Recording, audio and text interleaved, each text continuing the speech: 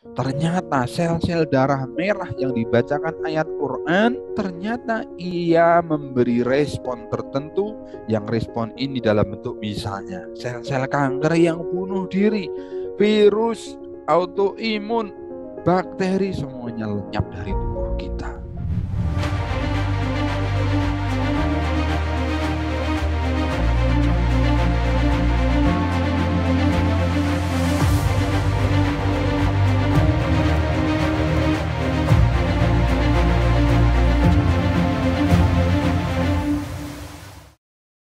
Live mengikuti ini, dan beberapa tempat saya yakin terdaftarnya satu, tetapi mudah-mudahan yang mengikuti lebih dari itu, biasanya demikian. Bapak Ibu, izinkan saya mempresentasikan apa yang sudah ditugaskan oleh panitia kepada saya.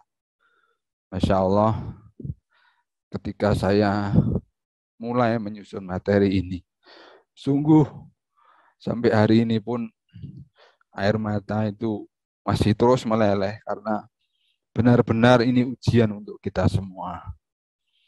Pandemi COVID-19 ini, aduh, Masya Allah, menyebabkan kita semua dari seluruh lini kehidupan harus berintrospeksi. Ada apa sebenarnya maunya Allah dengan pandemi ini? Nah, di organisasi ini kita semua sudah berazam. Saya ingat sekali ketika para senior fungsionaris Mukisi melibatkan saya secara aktif di Perumah Sakitan Syariah.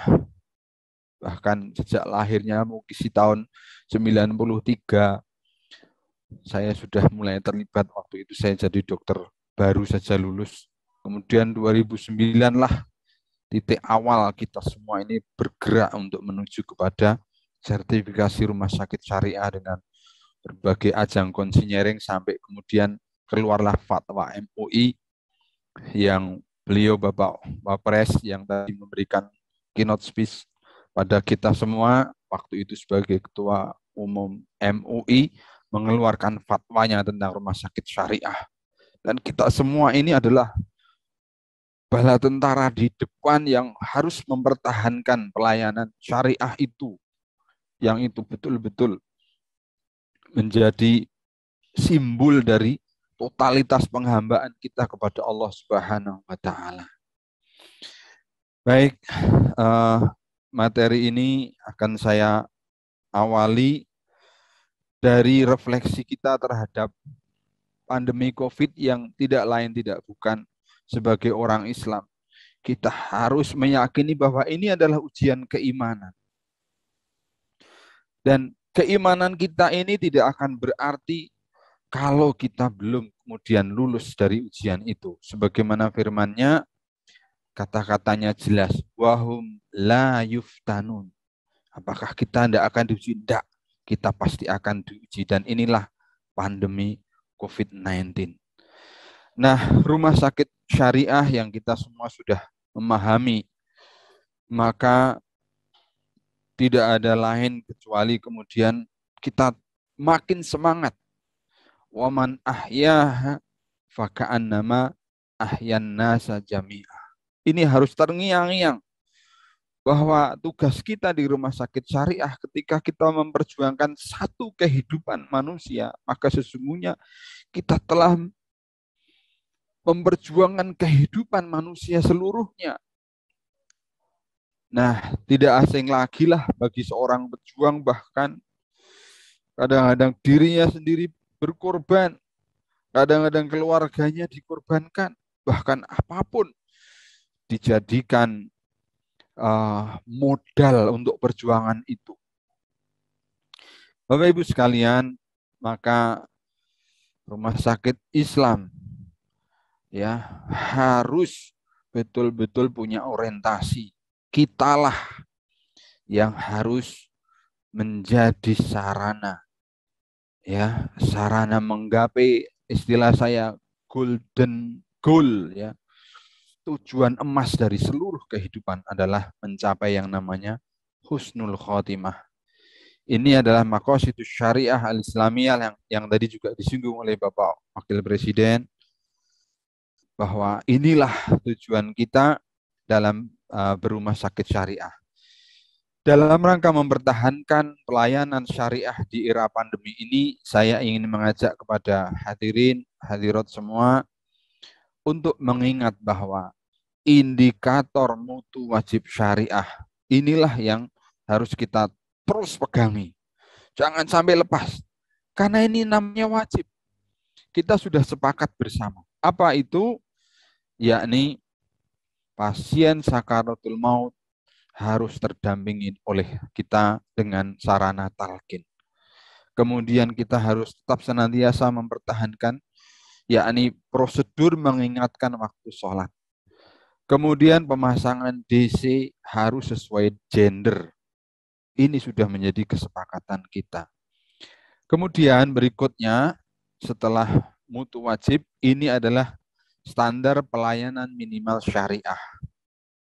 Ada membaca basmalah tiap tindakan, ada hijab untuk pasien, mandatory training untuk fikih pasien, kemudian edukasi islami, pemasangan EKG sesuai gender, pemakaian hijab untuk ibu menyusui, pemakaian hijab di kamar operasi, kemudian penjadwalan operasi elektif tidak menabrak waktu sholat wajib. Di situ sudah tertera secara jelas pada standar syariah yang sudah kita pahami bersama di rumah sakit syariah ini. Ini belangko-belangko yang sudah ada di Bapak Ibu yang sudah menjalani sertifikasi syariah. Jadi tetaplah belangko-belangko ini diimplementasikan dalam keseharian pelayanan kesehatan di rumah sakit syariah. Bapak Ibu, sekedar menjadi contoh, saya terus terang, lagi-lagi saya katakan tadi, bahwa kita semua terdampak, ya, bahkan ya ini secara pribadi. Anak saya, anak kandung saya, sampai 29 hari di ICU dengan alat NIV yang saat itu betul-betul menyedot seluruh jiwa raga kita semua. Dan waktu itu merubah pikiran saya bahwa awalnya positif COVID itu semacam stigma. Tapi saat itu terjadilah titik balik. No, bukan stigma. Ini kasih sayang Allah. Sehingga justru saya buka beritanya, tetapi dalam bentuk saya mohon doa kepada siapapun yang saya kenal, atau mungkin tidak kenal, tetapi mengenal anak saya, mengenal keluarga kami. Saya rubah, saya beritahu mereka, dan saya minta doa-doa terbaik mereka. Dan dalam kurun waktu yang sama, di minggu yang sama, ayahanda mertuanya anak saya, berarti besan saya, dipanggil oleh Allah Subhanahu wa Ta'ala dengan perantaraan COVID-19 ini. Masya Allah. Dan hari-hari berikutnya, saudara kami, anak kami yang kedua, anak kami yang ketiga, dan seterusnya silih berganti karyawan kami. Bahkan sanak saudara kami ada yang kemudian juga dipanggil Allah Subhanahu wa Ta'ala. Tetapi sekali lagi, perjuangan kita di rumah sakitan syariah tidak boleh surut. Ini saya kemudian melongkok data-data yang ada di pelayanan. Alhamdulillah Bapak Ibu sekalian. Contoh yang ada di sini adalah apakah pasien-pasien yang meninggal di era pandemi ini tetap terdampingi oleh sakaratul maut dengan talqin yang sudah kita SOP-kan itu. Alhamdulillah Bapak Ibu. Alhamdulillah teman-teman, seluruh petugas tetap punya komitmen untuk menjalankan amanat ini semua.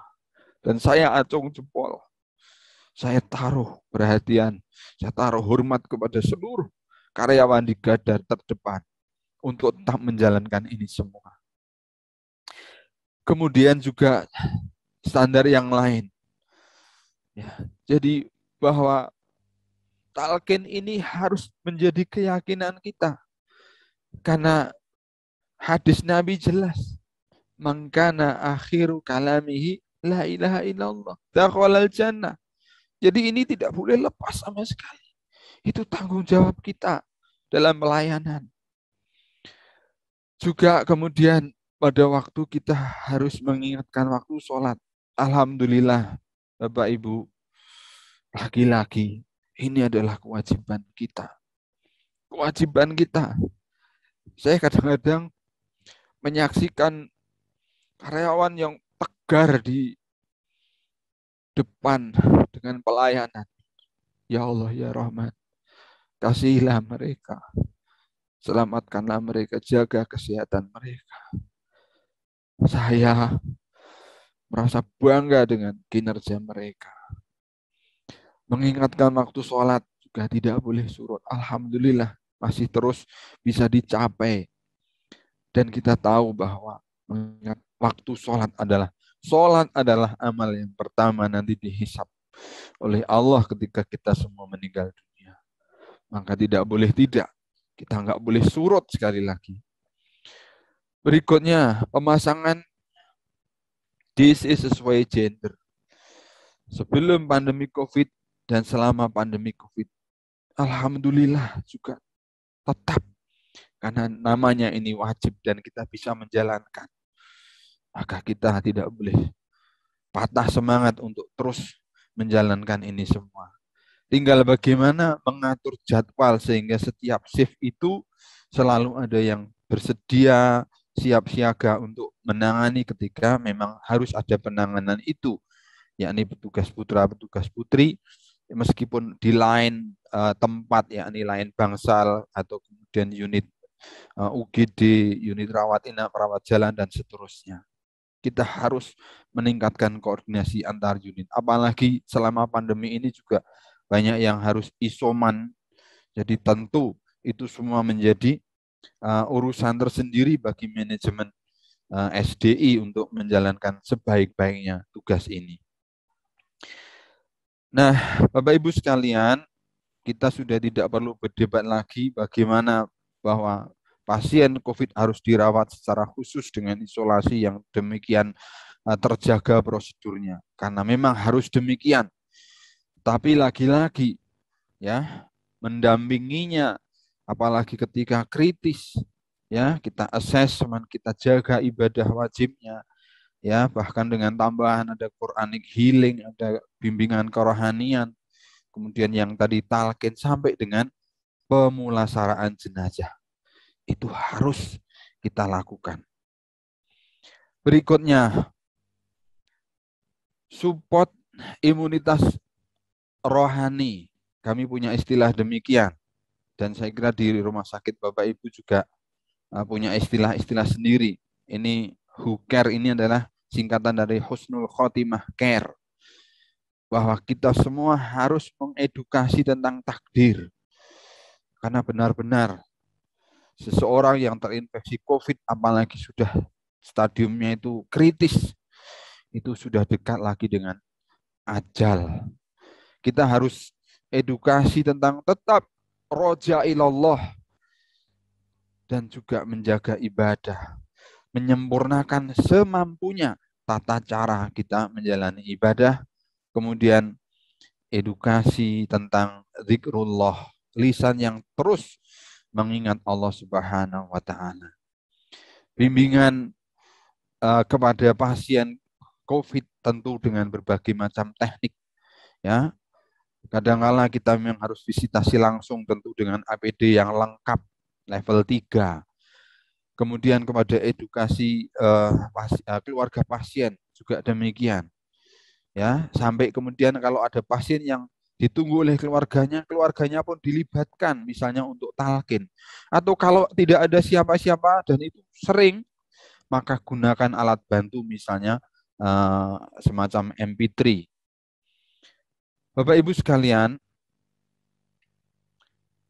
kita semua sudah merasakan, ya, terutama yang sudah merawat pasien-pasien itu, bahwa kita secara langsung jelas terdampak, meskipun tidak dalam bentuk positif terkena. Ya, alhamdulillah ala kulli hal, saya secara pribadi bersama istri pun merasakan menjadi nakes yang kemudian pada akhirnya positif baru berlalu 1 minggu yang lalu dengan gejala ringan dan selesai isoman. Tapi saat itu saya makin yakin dan makin merasa bahwa kita semua para nakes ini perlu penjagaan spiritual untuk supaya tetap bisa menjalankan tadi, mempertahankan pelayanan Islami di era pandemi COVID ini. Bapak Ibu sekalian, nah apa yang mesti dilakukan? Yang paling mudah adalah berzikir, memperbanyak zikir. Kemudian kita tahu bahwa ternyata tuntunan Islam baik karena pandemi atau tanpa pandemi, yang namanya zikir pagi sore itu adalah zikir yang sangat spiritualitas tinggi. Coba ada kata-kata Bismillahirrahmanirrahim la yadurru ma'asmi syai'un fil ardi wala fis sama wa huwas samiul alim. Ya Allah, sungguh dengan menyebut namamu seakan-akan kita mengatakan kami berani, kami tetap semangat karena enggak ada yang bisa memazorotkan kami.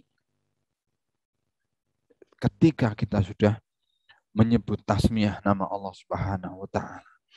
Belum lagi kemudian zikir yang bernama Sayyidul Istighfar. Allahumma anta rabbi la ilaha illa anta khalaqtani wa ana abduka wa ana ala ahdika wa ahdika mastata'tu dan seterusnya. Yang zikir ini ketika dibaca pagi, kemudian sorenya dipanggil Allah, kita husnul khatimah, dan sebaliknya dibaca sore paginya dipanggil Allah, kita husnul khatimah.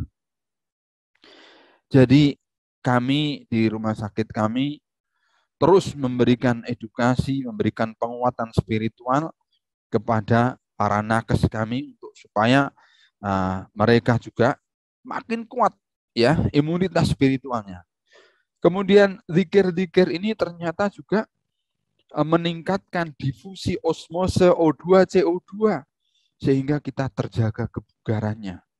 Bahkan lafal-lafal tertentu itu punya efek yang langsung kepada tubuh kita, mulai dari rongga yang namanya rongga hidung itu sinus, yang namanya rongga mulut itu namanya faring, kemudian trachea, alveolus, semua itu ternyata menjadi sangat efektif fungsinya ketika kita mendawamkan zikrullah, ketika kita menjalankan sholat, apalagi sholatnya dengan lebih lagi kekhusyukannya, ya, apalagi kemudian ditunjang dengan membaca tilawah Quran yang tentu makin kencang di era pandemi COVID ini. Bapak Ibu sekalian, penelitian ini terjadi di Amerika. Ternyata sel-sel darah merah yang dibacakan ayat Quran, dibaca dengan tartil sesuai dengan kaidah tahsin, tajwid, ternyata ia memberi respon tertentu yang respon ini dalam bentuk misalnya sel-sel kanker yang bunuh diri, virus, autoimun, bakteri, semuanya lenyap dari tubuh kita. Nah, yang lebih hebat lagi, ternyata efek itu makin jelas ketika tubuhnya sendirilah, yakni bacaan itu berasal dari suara yang memiliki tubuh itu sendiri. Jadi tidak ada lain kecuali mari ya kita semua kemudian bertekad tiada hari tanpa tilawah. Bahkan targetkan tilawah itu kalau perlu sampai dengan target misalnya 1 hari 1 juz. Ya, Bapak Ketua Umum bahkan mencontohkan di rumah sakit beliau, bahkan tidak sekedar tilawah, tapi Bapak Ketua Umum saya melihat alhamdulillah kemarin setelah wisuda, karena programnya tidak hanya tilawah tapi menghafal Quran. Tabarakallah, Bapak Ketua sudah kemarin saya lihat wisuda juz 6. Masya Allah. Mudah-mudahan itu menjadi suri tauladan buat kita semua untuk diikuti oleh Bapak Ibu di rumah sakit yang lain. Karena apa? Ternyata kalau ada guru ngaji ditanya oleh murid, Kiai, bagaimana sih akrabnya orang soleh dulu dengan Quran? Ternyata jawabnya, akrabnya orang dulu dengan Quran seperti akrabnya orang sekarang dengan handphonenya, Masya Allah. Jadi Bapak Ibu, mari, tidak ada lain kecuali kita. Ya, fafiru ilallah, kata ayat demikian. Ayo dengan pandemi ini kita makin lari mendekat, tersungkur ke hadapan Allah Subhanahu wa taala. Dan kita tidak boleh kendor dengan layanan kita ini. Nanti ketika Bapak Ibu berwudu, yakinlah bahwa wudu ini adalah bagian dari prokes. Ya, apalagi yang kemudian mau menggantung wudu, artinya kalau batal wudu lagi, Masya Allah. Saya pernah meneliti di kampus bersama mahasiswa. Ini gambar sebelah kanan ini adalah kuman bakteri yang tumbuh di mana orang yang tadi malam tidak sholat tahajud. Sementara yang kiri ini tumbuhnya sedikit karena tadi malam itu tahajud. Coba, demikian nyata perbedaan orang yang menjaga wudhu dengan yang tidak menjaga wudhu. Belum lagi kalau perbuatan istinsak dan istinsar kita jalankan dengan sungguh-sungguh, maka kuman, bakteri, pneumonia, streptococcus, semuanya itu akan hilang dari tubuh kita. Nah, Bapak Ibu sekalian, saya kira demikian yang dapat saya sampaikan dalam kesempatan ini. Sebagai penutup presentasi saya benar-benar mengajak diri pribadi, kemudian keluarga besar di rumah sakit dan amal usaha kami, ya, untuk jangan segan-segan. Kita ini sebagai tentara, ya, kita berjuang di garda terdepan. Bahkan tentara yang aneh. Kenapa aneh? Karena ketika serangan datang, tentara manapun biasanya aba-abanya adalah tiarap. Tapi pandemi datang. Kita tidak bisa tiarap. Bahkan kita harus terus mengangkat senjata apapun yang terjadi. Mudah-mudahan Allah Subhanahu wa taala membimbing kita, memperbaiki amal-amal kita, mengeratkan tali persaudaraan di antara kita dan terus mengobarkan semangat supaya tadi kata Bapak Ketua Umum, li'i'la'i kalimatillah, supaya syariat Islam ini makin berkibar di bumi tercinta Nusantara. Kurang lebih mohon maaf, hanya doa yang bisa menguatkan kita. Wabillahi taufiq wal hidayah. Assalamualaikum warahmatullahi wabarakatuh. Baik, terima kasih Dr. Sagiran. Ini ada beberapa pertanyaan melalui chat, saya bacakan ya Dr. Sagiran. Pertama dari Bapak Muhammad Badrus Soleh. Izin bertanya, apakah membaca Quran bisa diganti dengan menyanyi atau yang lain untuk pasien COVID-19 non-Muslim? Monggo silakan dok. Masya Allah. Ya, kalau sudah namanya fiqih ya, hukum, saya tawakuf deh. Saya tawakuf itu artinya parkir. Saya nunggu fatwa ya.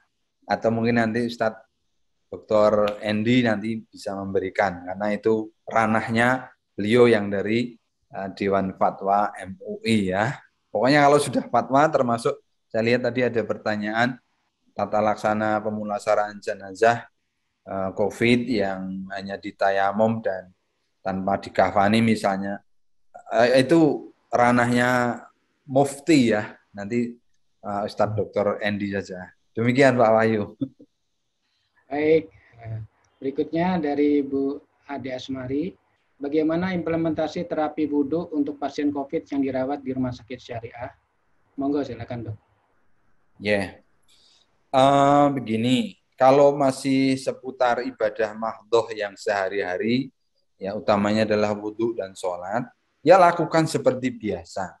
Bukankah tidak ada halangan ya, kecuali dia dalam keadaan masyakoh ya, kesulitan untuk baik terkena air wudhu maupun mendapatkan air wudhu. Bolehlah diganti dengan tayamum. Tapi sepanjang masih bisa, ya lakukan seperti pasien-pasien sebelum ini. Ya, jadi insya Allah tidak ada masalah. Demikian. Baik, berikutnya dari Bapak Adi Nugroho. Assalamualaikum, Abah Sagira. Semoga dan perlindungan Allah. Mohon nasihatnya apakah mengingatkan sholat dengan mengaktifkan azan MP3, begitu pula zikir, jazakallah. Monggo Dr. Sagir. Masya Allah. Nah, ini malah ketemu idenya. Terima kasih Ustadz. Dr. Adi Nugroho, spesialis anestesi dari inilah manfaatnya kita bermajelis ya. Jadi kalau tadi talqin itu bisa diganti dengan MP3, kenapa mengingatkan waktu sholat tidak bisa diganti? Bagus sekali itu. Ya, alhamdulillah ini kita usulkan saja deh kepada pengurus harian Mukisi, mungkin bisa menambah redesign ya dari SOP kita, yakni mengingatkan waktu sholat terutama untuk pasien-pasien COVID di ruang rawat isolasi ya level 3 itu dengan announcer kemudian adzan. Masya Allah, jazakallah khair, terima kasih. Baik, berikutnya dokter dari Bapak ya, Bapak atau Dokter Nawan Setiawan dari Rumah Sakit Anissa. Bagaimana menumbuhkan giroh perjuangan dalam bersyariah di rumah sakit, Ustadz? Banyak rumah sakit yang niat untuk mengikuti syariah hanya dijadikan bisnis saja. Contoh masukannya, Ustadz. Monggo, Ustadz. Bismillahirrahmanirrahim. Syariah kok untuk bisnis? Ya nggak apa-apa. Daripada bisnis yang nggak syariah. Boleh. Ya, boleh, nggak apa-apa. Cuma, nah, jangan berhenti di situ. Gitu. Jadi kalau saya sering ada orang yang komen atau apalah, itu pakai jilbab cuman kalau pengajian. Ya saya bilang, ya nggak apa-apa. Daripada ke pengajiannya nggak pakai jilbab. Ya tapi kan di luar, ya sekarang di luarnya yang dipersoalkan, jangan pengajiannya. Ini tuh contoh yang sederhana sekali. Wes nggak apa-apa. Ya, jadi ayo teman-teman, Bapak Ibu semua, ya syariah untuk bisnis nggak apa-apa. Lanjutkan. Nah sekarang jangan berhenti di situ. Ayo, ya misalnya nih contoh ya. Nah, ketika sedang di rumah sakit misalnya, itu wah sholatnya rajin. Kenapa ya? Karena kan peraturannya ini rumah sakit syariah. Tapi ketika di luar, gampang. Loh kok gampang? Ayo, sholatnya ya harus seperti kalau itu aja. Tinggal mungkin pembinaan ya dengan entah kalau sekarang ya modelnya pengajian pakai Zoom, terus ya kalau di lingkungan Muhammadiyah ada Ustadz kita Dr. Agus Sukaca itu punya gerakan namanya The Nine Golden Habit. Jadi 9 kebiasaan emas. Ya, itu digelorakan itu dari pengajian-pengajian, bahkan ada grup-grup saling memantau gitu. Ada macam apa ya?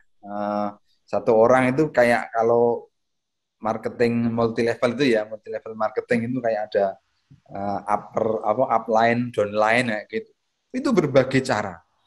Memang ya harus dipahami bahwa beragama itu, bersyariat itu pada awalnya harus dipaksa, ya, enggak apa-apa.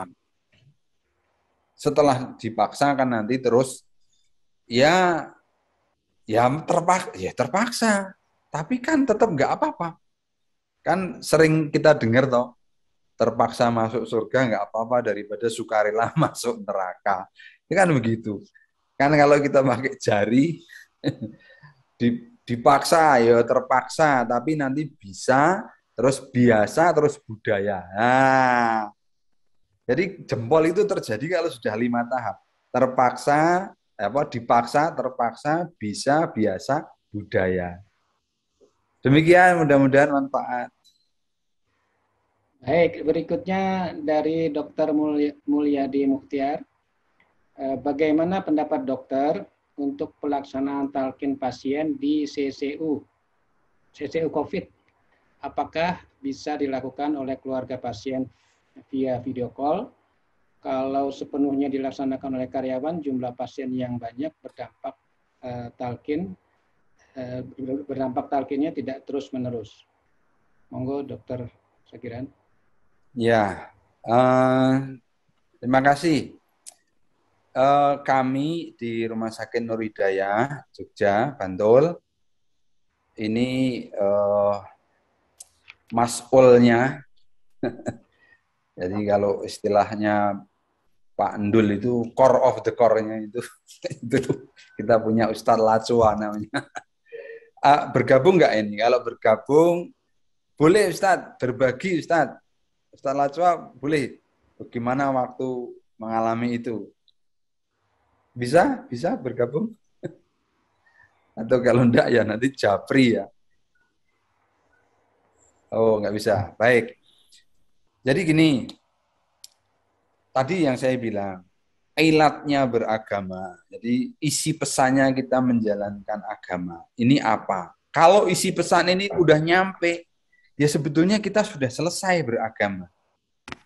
Nah, kalau tadi ditanyakan talqin, ya bisa diganti MP3.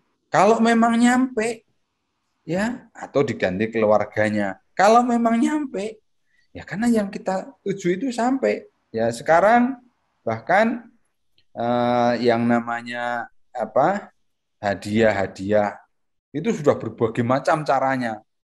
Yang dulu belum pernah terpikir. Ya. Hadiah. Sekarang yang namanya uang aja sudah tidak ada wujudnya uang, betul tidak? Karena wujudnya apa? Misalnya lewat GoPay, apa namanya? Saya nggak paham juga ya. Fintech itu ya, jadi financial technology, misalnya kayak begitu. Ya, tapi memang Masya Allah, kita semua, sekali lagi, kita semua itu punya dua koridor. Punya dua penggalang. Penggalang yang satu adalah ahli-ahli kesehatan, penggalang yang kedua adalah ahli-ahli agama. Asal kita terus mengikuti petunjuk dua ini, ya insya Allah kita tidak salah dalam menjalani ini semua.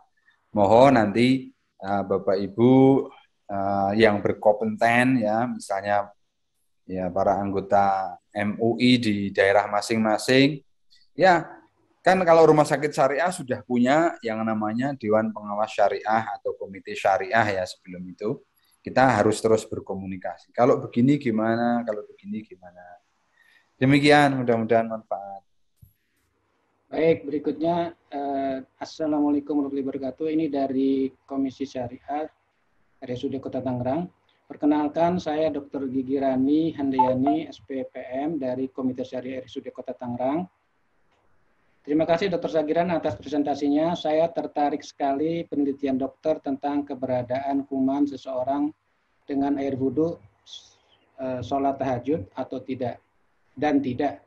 Semoga dapat ikut berkolaborasi dalam penelitian tersebut dalam jumlah sampel yang lebih luas. Insya Allah jadi edukasi yang sangat bermanfaat. Semoga dokter berkenan. Terima kasih.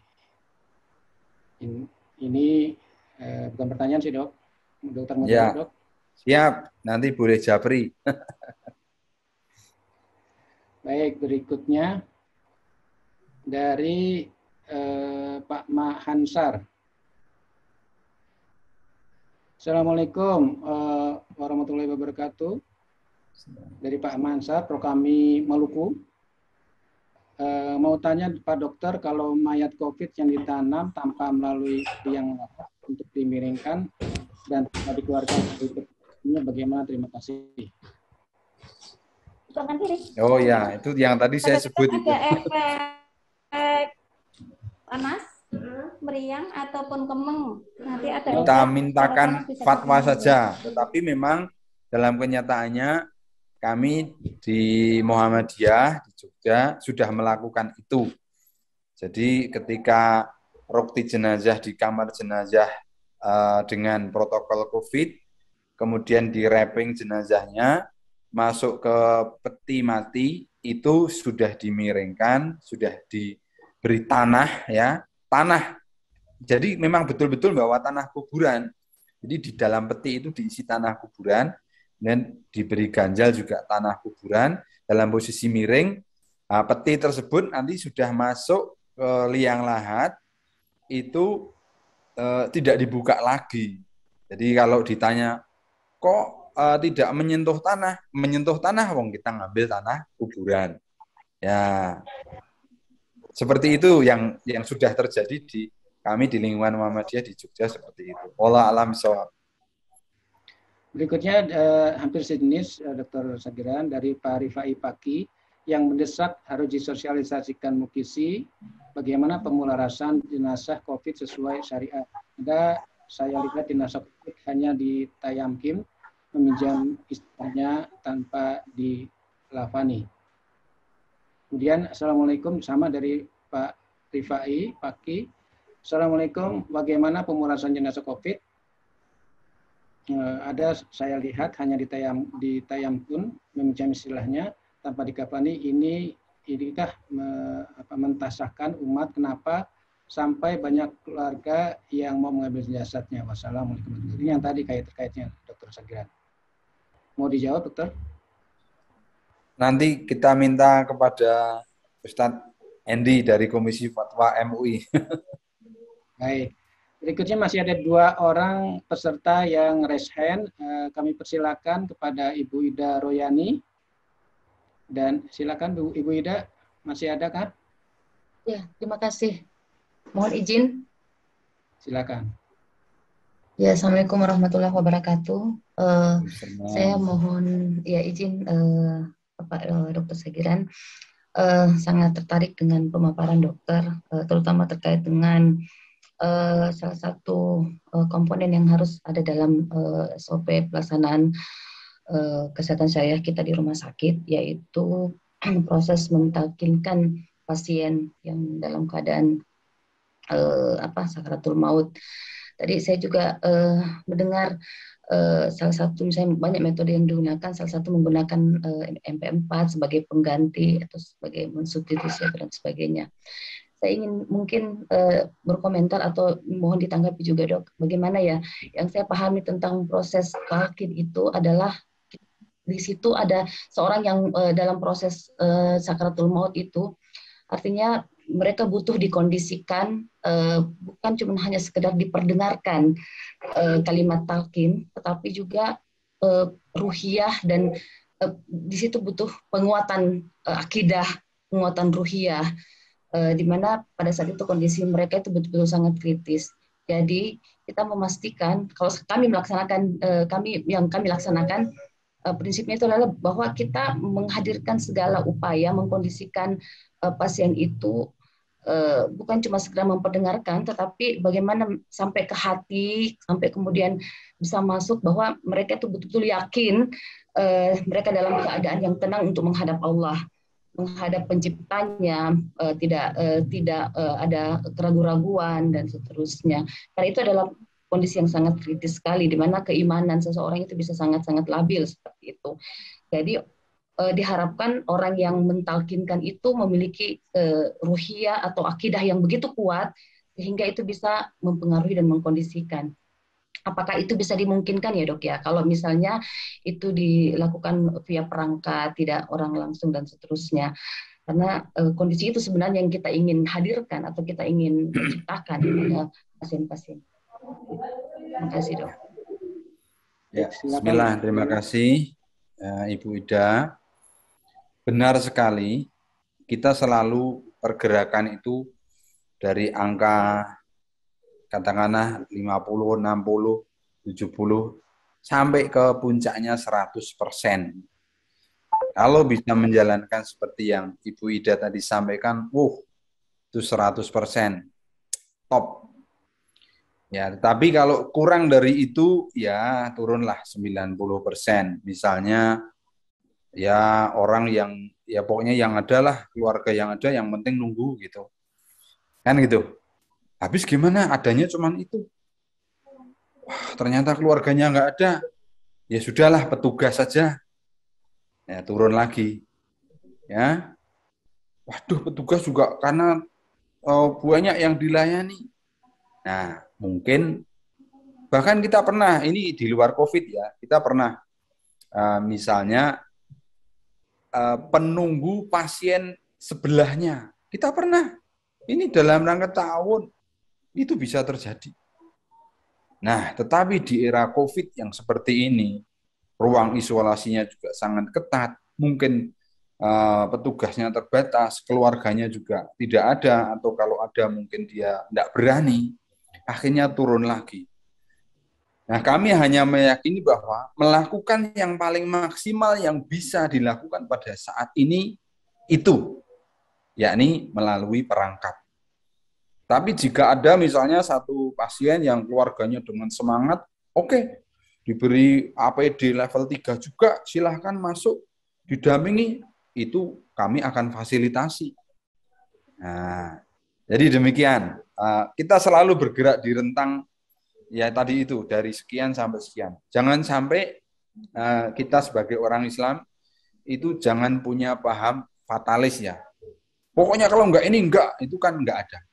Ya, kita tahu bahwa Islam itu sangat-sangat memahami situasi. Ya, jadi kalau fenomena all or none itu enggak pernah ada dalam Islam ya, kecuali persoalan akidah ya tentang kemusyrikan ya. Tapi kalau masalah yang lain, insya Allah ya kalau bisa begini bagus, kalau enggak ya begini, kalau enggak lagi ya begini, terus seperti itu.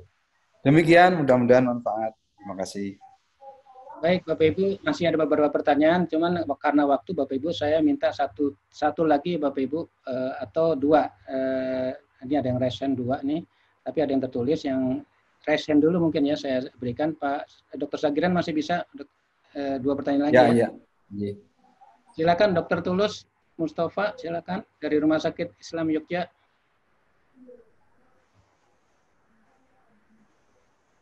Dr. Tulus ada? Assalamualaikum warahmatullahi wabarakatuh. Assalamualaikum warahmatullahi wabarakatuh. Terima kasih Dr. Sagiran yang selalu memberikan inspirasi, menyemangati khususnya Rumah Sakit Islam agar sesuai dengan syariah. Terima kasih. Saya sedikit saja, ini kaitannya dengan barusan juga yang sampaikan tentang talqin itu ya.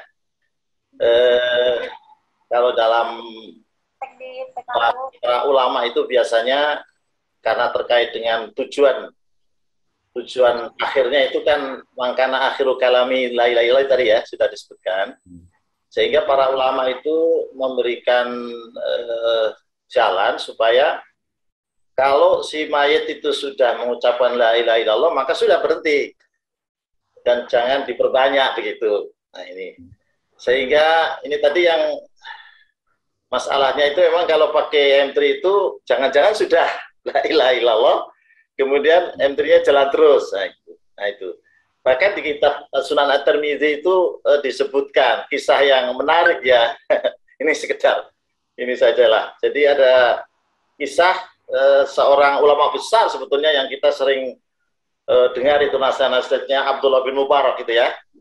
Abdullah bin Mubarak itu sakit, kemudian dalam keadaan ikhtidar itu, kemudian ditalqin. Ditalqinnya berulang-ulang gitu. Ulang-ulang, kemudian setelah berulang-ulang, rupanya ya Abdul Mubarak itu belum meninggal. Sehingga kamu ini nggak baik, kamu itu. gitu. Jadi karena berulang-ulang itu tidak baik, dia disangka sudah meninggal, ternyata belum meninggal. Dia malah mengingatkan orang yang mengingatkan. Innaka la tuhsin, lasta tuhsin. Kamu itu tidak baik begitu. Saya khawatir nanti ada saudara saya muslim diperlakukan seperti Anda gitu. Sehingga beliau memberikan nasihat yang sangat berharga. Idza laqintani faqul la ilaha illallah tsumma lam fahdits kalaman fa'da fada'ni. Jadi kalau kamu mau mengingatkan saya, ya ucapkan saja la ilallah. Kemudian kalau saya tidak bicara lagi, ya sudah, tinggalkan sekali itu saja, gitu kan. Dan kemudian kalau saya kemudian bicara lagi, ya, saya talqin lagi, kan begitu. Jadi yang mentalqin ditalqin lagi, kira-kira begitu. Saya kira gitu, Pak Sagiran. Moga nanti itu teknisnya gimana gitu. Memang supaya jangan sampai, kalau idealnya memang ya ada orang solim, dekatnya atau keluarganya kan ya. Tapi dan memang itu disunahkan ya, didatangkan orang-orang solih gitu. Tetapi kalau IM3 umpamanya yang sifatnya mekanik itu kita khawatir, ya itu tadi bagaimana itu. Memang malah yudrabu dulu lah yudrabu dulu kan. Kalau tidak bisa ditemukan yang ideal ya di bawah ideal tersebut tadi disampaikan oleh Dr. Zainal. Terima kasih. Assalamualaikum warahmatullahi wabarakatuh. Assalamualaikum warahmatullahi wabarakatuh. Matur nuwun sangat Ustadz Dr. Tulus Mustafa, guru saya, Masya Allah di Jogja ini, Pak Dr. Wahyu. Beliau sering kita mintai petuah-petuahnya dalam penyempurnaan SOP syariah. Ya, kami juga menulis di rincian SOP bunyinya, talqin diberikan kepada pasien nazak, ya terminal, sampai mengucapkan la ilaha illallah. Jadi sampai mengucapkan itu. Begitu mengucapkan, selesai. Seperti itu. Nah, kalau kemudian nanti pasien terlihat gelisah, mungkin tidak ada ucapan, tapi terlihat gelisah. Nah, itu mulai diperdengarkan lagi. Nah, talqin itu. Jadi kita persepsi gelisah atau ya apa situasinya. Nah, dia mungkin saat itu ya entah tergoda pikirannya oleh bisikan-bisikan dan seterusnya. Kita talqin sampai tenang. Kalau sudah tenang, sudah. Jadi memang tulisan SOP-nya bunyinya semacam itu. Ya, jadi monggo nanti Bapak Ibu di rumah sakit masing-masing menyesuaikan apa yang tadi disampaikan. Tazkirah untuk kita semua dari Ustaz Dr. Tulus Mustafa buat kita semua, dan tadi Ustadz Subki juga sudah menyebut apa yang juga disebut Ustadz Dr. Tulus Mustafa tentang apa yang kita tidak bisa ambil semua juga jangan terus ditinggal semua. Ya, saya kira demikian Pak Wahyu. Terima kasih. Terima kasih Dr. Zakiran. Bapak Ibu, ini ada dua lagi yang mau raise hand. Mohon singkat ya Bapak Ibu agar kita bisa membagi waktu untuk pembicara yang kedua. Silakan Bu Dr. Gigi Is dan Dr. Bima. Silakan Dr. Gigi Is dulu untuk bertanya. Baik, Assalamualaikum warahmatullahi wabarakatuh. Waalaikumsalam. Ini adalah yang pertama kali saya mendengarkan tentang rumah sakit syariah. Saya di Dinas Kesehatan dan saya juga adalah surveyor untuk akreditasi FKTP. Tapi saya tertarik dengan rumah sakit syariah. Saya juga temannya Wahyu ini, jadi saya tadi komunikasi dengan beliau. Nah, Dr. Zakiran begini, yang pertama saya memohon kepada Dr. Zakiran karena saya di Sumatera Utara. Sumatera Utara belum ada rumah sakit syariah. Nah, saya juga memohon ada nomor kontak bagaimana saya bisa berdiskusi jika dibutuhkan. Saya bukan dalam kapasitas untuk membuat sebuah rumah sakit, akan tetapi saya juga mencoba nantinya untuk bisa membuka wawasan teman-teman Muslim ya atau pemilik rumah sakit Muslim yang bisa menjadikan rumah sakitnya adalah rumah sakit syariah. Nah, saya butuh nomor kontak untuk bisa berdiskusi. Yang pertama. Yang kedua adalah di Sumatera Utara ini walaupun banyak Muslim, tetapi di sana juga banyak non. Nah, bagaimana jika sikap kita ataupun SOP terhadap pasien yang non-Muslim di rumah sakit syariah? Ya, bagaimana kita memperlakukan mereka, kemudian seperti apa hal-hal yang harus dipenuhi lah untuk mereka. Itu saja, Ustaz. Assalamualaikum warahmatullahi wabarakatuh. Warahmatullahi wabarakatuh. Ya, kontaknya ya sama Pak Dr. Wahyu sudah betul itu. Tinggal dilanjutkan karena beliau ada di divisi yang sama dengan kita, yakni divisi sertifikasi rumah sakit syariah. Kalau beliau sudah tune in, nanti semua kita bisa terlibat, insya Allah. Terus yang kedua, pertanyaan yang sangat-sangat sering disampaikan adalah bagaimana pasien non-Muslim. Jadi rumah sakit syariah tetap menghormati sebagaimana tadi kaidah maqasidus syariah, ya. Jadi setiap jiwa, jadi setelah hifdzuddin kan hifdzun nafas, setiap jiwa itu tetap dihormati. Nah, kita tetap akan memberikan support apapun seperti yang dilakukan kepada pasien muslim. Hanya saja ketika kemudian wujudnya adalah doa, nah ini biasanya yang kita lakukan adalah mempersilahkan termasuk memfasilitasi kepada keluarga pasien untuk melakukannya. Gitu. Jadi tidak ada masalah. Bahkan ya saya kadang-kadang setengah memanfaatkan situasi, tapi bukan dalam konotasi yang negatif ya. Contohnya begini. Saya sendiri ini ada pasien breast cancer stadium 4 dengan perdarahan, bongkah tumornya besar. Saya akan operasi, saya perkirakan ini sulit sekali. Terus saya bilang, Pak, saya akan sholat 2 rakaat sebelum saya menjalankan operasi ini. Tolong Bapak juga doa ya. Nah, terus Bapak itu nyeletuk, Dok, apa dokter nggak salah? Kami non-muslim loh. Nah, saya jawab, saya sadar benar bahwa agama kita berbeda. Tetapi saya punya keyakinan, Tuhan tempat saya meminta dengan agama saya adalah Tuhan yang menguasai seluruh alam, termasuk urusan sehat dan sakitnya ibu yang akan saya operasi. Saya ngomong gitu. Ya, saya melihat raut muka Bapak itu terheran-heran bagaimana gitu. Ya, bahkan saya merasa dalam diri saya sedang berdakwah tauhid. Sementara dia mungkin ya karena dia Nasrani, dia kan Trinitas dan seterusnya. Saya memahamkan bahwa inilah tauhid. Ya, jadi semacam itulah kira-kira bahwa tidak terhalang buat kita sebagai rumah sakit syariah untuk melayani pasien-pasien non-muslim. Demikian, terima kasih.